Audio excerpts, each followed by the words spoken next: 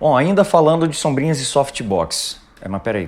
Deixa eu colocar o óculos aqui para fingir que eu sei o que eu tô falando. Bom, um seguidor me mandou uma questão aqui interessante, ainda sobre o softbox e a sombrinha, falando que os softbox são muito melhores para trabalhar com uma luz mais direcional, uma luz mais focada. Ele deu um exemplo do low key, por exemplo. Quando você quer fazer um trabalho em low key, os softbox são mais precisos. Na verdade, não. As sombrinhas hoje, hoje não, tem bastante tempo que você consegue comprar já sombrinhas que tem um recuo na extremidade, onde você também pode trabalhar com os grids, tá? Você também pode colocar e aí você tem sombrinhas de vários tamanhos, de 80 ou até menores, 80 centímetros ou até menores, até 120, 130, daí por diante. E você consegue trabalhar com os grids. E tem um detalhe, às vezes para você fazer o low key, as sombrinhas ou softbox nem são os mais indicados. Dependendo do que você for fazer, se você quer uma imagem bem escura, bem contrastada, às vezes você tem modificadores como os snoots, por exemplo, que aí você vai conseguir um controle bem preciso da luz. E tem outros fatores que influenciam. Você tem, por exemplo, a distância do fundo, os elementos de cena, a distância das paredes, enfim, várias coisas vão influenciar num low-key bem feito. Mas tem um ponto que me interessa muito e que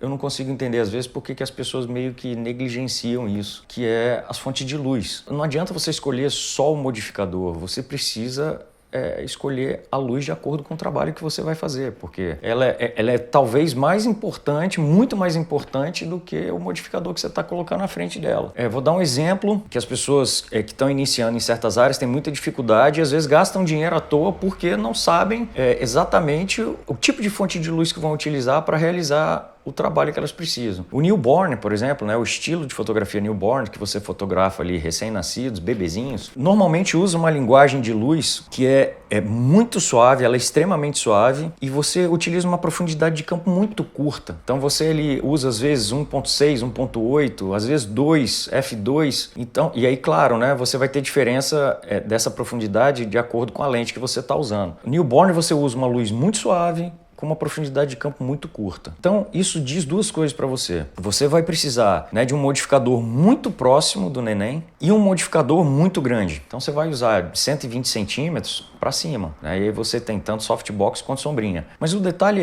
você tem que analisar, no caso do modificador, facilidade de montar isso, peso, a facilidade de você adaptar isso a essa proximidade da criança. E aí vem o detalhe da fonte de luz. Se eu compro uma sombrinha de 130 centímetros, com tecido difusor e tal, e aí eu tenho só um LED ou um speed light para trabalhar, o que vai acontecer? Os LEDs, as tochas de LED têm a luz muito centrada. Você tem ali a saída, a cabeça ali muito no meio, que vai entregar uma luz muito, muito pontual, e você tem os speed lights, como eu já tinha dito no vídeo anterior, que também foca muito, apesar de você poder baixar a telinha, mexer no zoom, e aquela telinha quando você baixa, o que seria o difusor, ele já joga o flash ali normalmente em 10 milímetros, ele espirra mais a luz, mas enfim, mesmo assim, quando você coloca um desses modificadores numa sombrinha de 130 centímetros, 120, ela não consegue iluminar toda a área do modificador, ela não vai conseguir fazer isso. Então você não vai ter essa luz tão suave e essa luz tão homogênea para chegar na criança, tá? Mais uma vez, façam o teste ou perguntem para o fotógrafo que trabalha com newborn, especificamente com newborn, que ele vai falar para você. Então, nesse caso, talvez o softbox seja o mais indicado para você, por conta dessa fonte de luz. Então, quando você for comprar o equipamento, você tem que pensar nessas coisas todas, tá? Se você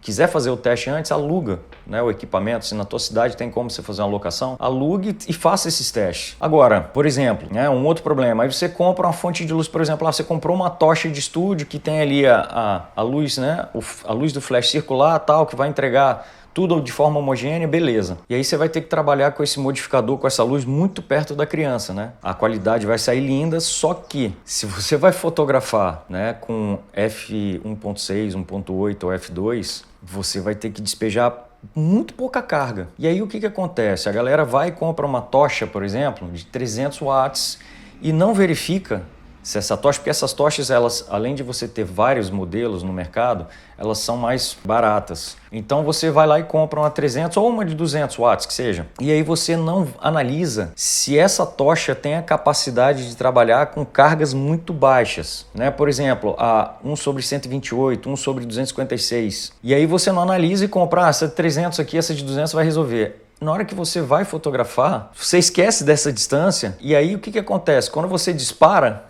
vai fotometrar, você está conseguindo na carga mais baixa da tocha um F5.6, um F4. E aí o que você faz? Você comprou a tocha mais barata, uma com, entre aspas, pouca carga para trabalhar nesse modificador enorme que você comprou. Você fala, tá tudo certo, porque a área é muito grande, então vai dar certo, tem o tecido difusor. Mas aí você descobre que você não procurou saber se você tinha como trabalhar com essas cargas muito mais baixas. E aí você comprou a tocha, enfim, comprou um modificador e não vai conseguir usar para o que você quer. E aí uma das saídas que você eventualmente tem ali é comprar um outro tecido difusor para colocar dois na frente dessa saída de luz. Ou você pede para alguém costurar um tecido difusor para você, às vezes mais grosso, ou enfim, mais um só para você ter ali, para você conseguir fazer o trabalho. E aí você vai gastando dinheiro, né? Porque você comprou só o modificador, você pensou no modificador, mas não pensou na luz, na fonte de luz que você está usando. Então, cara, tudo isso tem que ser pensado, né? A fotografia, ela não é tão simples assim, ela não é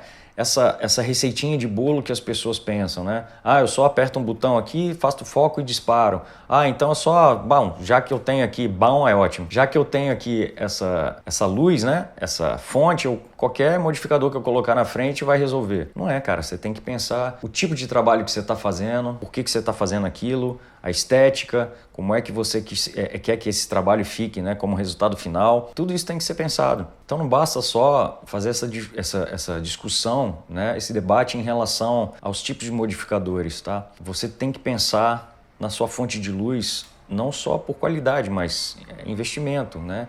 E aí, para os tipos de trabalho que você for fazer, se essa fonte de luz, ela resolve, né, todos os seus problemas em todos os tipos de trabalho, ou se não, para cada tipo. Por exemplo, eu que sou um fotógrafo que faço trabalhos, né, de estilos diferentes, e aí, né, quando eu vou comprar a fonte de luz, eu tenho que pensar nisso. Eu consigo fotografar a maioria dos estilos que eu trabalho, não consigo, os modificadores, tudo isso tem que ser pensado, até para evitar mesmo gastar dinheiro à toa, fazer besteira, legal? Eu espero que o debate aí tenha ajudado, tenha acrescentado alguma coisa para vocês. E se vocês tiverem mais dúvidas, ou deixa aqui nos comentários ou manda por inbox, beleza? Que esse debate vai ficando cada vez mais rico e a gente vai aprendendo cada vez mais. Legal? Beijo grande.